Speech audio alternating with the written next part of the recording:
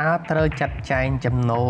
$300យ៉ាងដូចម្តេចទើបអាចសល់លុយនិងបង្កើតទ្រព្យបាននេះជាសំណួរដែលស្ថិតនៅក្នុងចិត្តរបស់មនុស្សជាច្រើនជាពិសេសអ្នកទើបឈានជើងចូលក្នុងការងារតាមពិតទៅការមិនសល់លុយជារឿ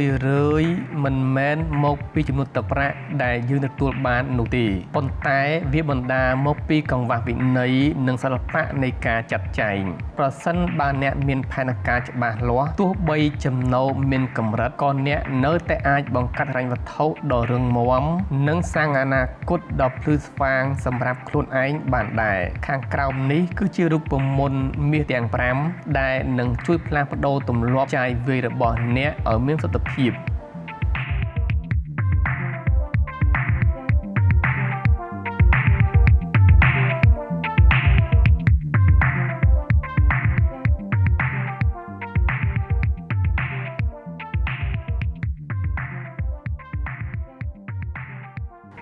1. វិន័យដែកសន្សំមុនចាយក្រោយគន្លឹះដ៏សំខាន់បំផុតក្នុងការគ្រប់គ្រងលុយកាក់គឺការផ្លាស់ប្ដូរផ្នត់គំនិតពីការចាយសល់ទើបសន្សំមកជាសន្សំមុនទើបចាយមនុស្សភាគច្រើនបរាជ័យក្នុងការសន្សំ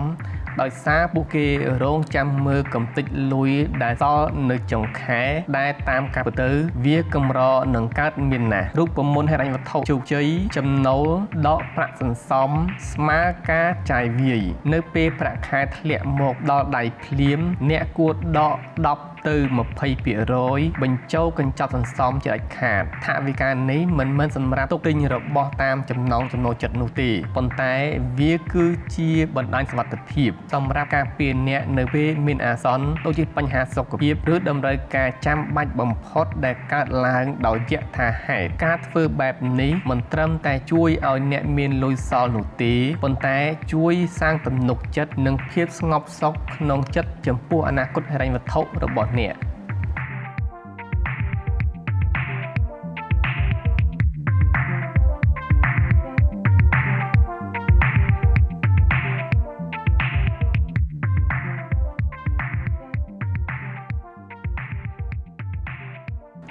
2. យុទ្ធសាស្ត្រចាត់ចែងកញ្ចប់ថវិកាដើម្បីទប់ស្កាត់ការចាយវាយតាមអំពើចិត្តនិងភាពរញ៉េរញ៉ៃនៃចរន្តសាច់ប្រាក់អ្នកត្រូវចេះបែងចែកប្រាក់ខែរបស់អ្នកជាកញ្ចប់ដាច់ខាតដោយឡែកពីគ្នាក្នុងនោះកញ្ចប់ទី1គឺជាគ្រឹះដែលសំខាន់បំផុតមូលនិធិអនាគតសន្សំ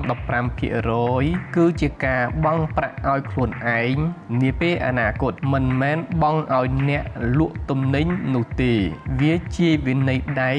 ដែលជួយដោះលែងអ្នកឲ្យចាក់ផុតពីវដ្តនៃការរស់មួយខែចាយមួយខែប្រសិនបើអ្នករក្សាវិន័យសន្សំ$45ស្មើ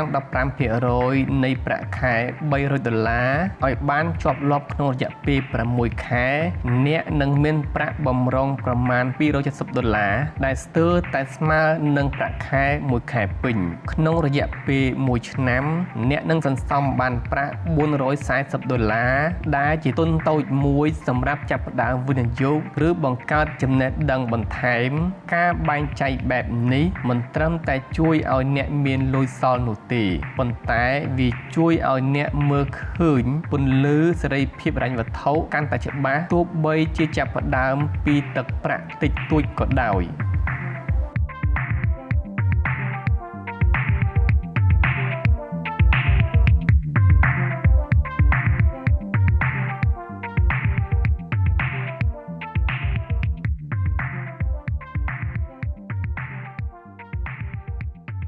3. ការប្រើប្រាស់ឧបករណ៍គ្រប់គ្រងបង្កើនតម្លាភាពនៃលំហូរលុយបញ្ហាធំបំផុតដែលធ្វើឲ្យយើងចាយលុយលើសផែនការគឺការចាយតាមអារម្មណ៍ដោយគ្មានទិន្នន័យនៅពេលអ្នកមិនដឹងថាប្រាក់រាយហូរចេញទៅខាងណាខ្លះអ្នកនឹងបាត់បង់ការគ្រប់គ្រងទាំងស្រុងដូច្នេះអ្នកត្រូវប្រើវិធីសាស្ត្របំបែកកញ្ចប់ចំណាយឲ្យមានភាពច្បាស់លាស់បែងចែកកញ្ចប់ជាក់ស្ដែង ងអ្នកអាចបែងចែកលុយដាក់ក្នុងស្រោមសម្បត្តិឬកងធនាគារដោយឡែកពីគ្នាដូចជាសម្រាប់អាហារថ្លៃធ្វើដំណើរថ្លៃបន្ទប់ជាដើមនៅពេលលុយក្នុងកញ្ចប់ណាមួយចិត្តអស់វានឹងផ្ដល់សញ្ញាអាសន្នឲ្យអ្នកផ្ដើមរឹតបន្តឹងភ្លាមការប្រើប្រាស់បច្ចេកវិទ្យាកត់ត្រាប្រើអេបកត់ត្រាប្រចាំថ្ងៃជួយឲ្យអ្នកមើលឃើញនៅតួលេខពិតប្រាកដនៅចុងខែអ្នកនឹងដឹងថាអូក្នុង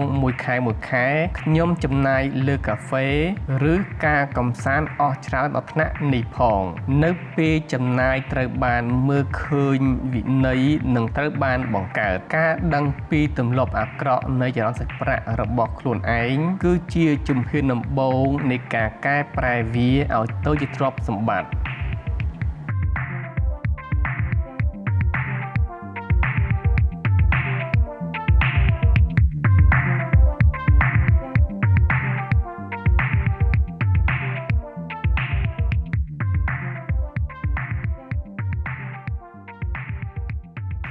4កំចាត់ទម្លាប់លេចធ្លាយហិរញ្ញវត្ថុទម្លាប់តូចតាចនិងចំនួនដែលមើលទៅហាក់ដូចជាគ្មានបញ្ហាប៉ុន្តែវាគឺជាមេរោគដែលស៊ីរំលាយប្រាក់ខែ$300របស់អ្នកឲ្យរលាយអស់ក្នុងមួយប្រព្រឹត្តភ្នែកការគ្រប់គ្រងចំណាយមិនមែនមានន័យថារស់ក្នុងភាពតោកយ៉ាកនោះទេប៉ុន្តែគឺជាការចាយវាយដោយឆ្លាតវៃនិងជៀសវាងការធ្លាក់ចូលក្នុងអន្ទាក់បំណុលចំណាយកំពៃកំប៉ុកដែលមើលរំលងអ្នកសាកគិតមើលថាប្រសិនបើអ្នកចំណាយលើកាហ្វេឬភេសជ្ជៈជារៀងរាល់ថ្ងៃក្នុងតម្លៃ$3នោះមានន័យថាក្នុងមួយខែអ្នកចំណាយអស់ជិត$90ស្មើនឹងជិត 30% នៃប្រាក់ខែសរុប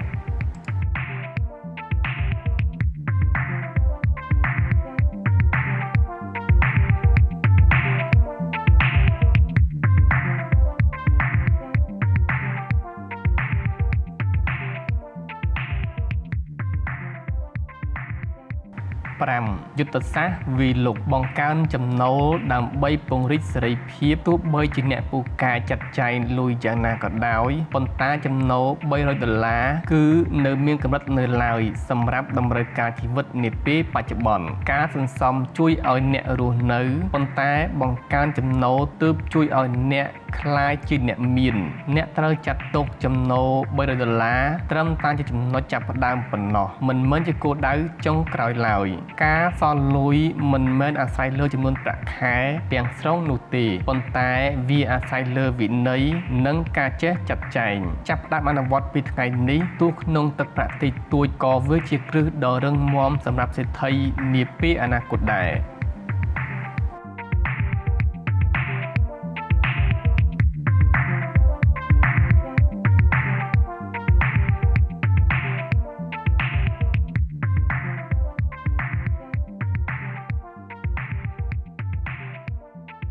ប្រាក់ខែ$300មិនមែនជាឧបសគ្គដែលរារាំងអ្នកមិនឲ្យមានសល់នោះទេប៉ុន្តែកង្វះវិន័យហិរញ្ញវត្ថុទៅវិញទេដែលជាសត្រូវពិតប្រាកដការមានលុយសល់មិនមែនទាល់តែអ្នកមានចំណូលខ្ពស់កប់ពពកនោះទេតែវាផ្ដើមចេញពីទម្លាប់តូចៗដែលអ្នកបង្កើតវានៅថ្ងៃនេះ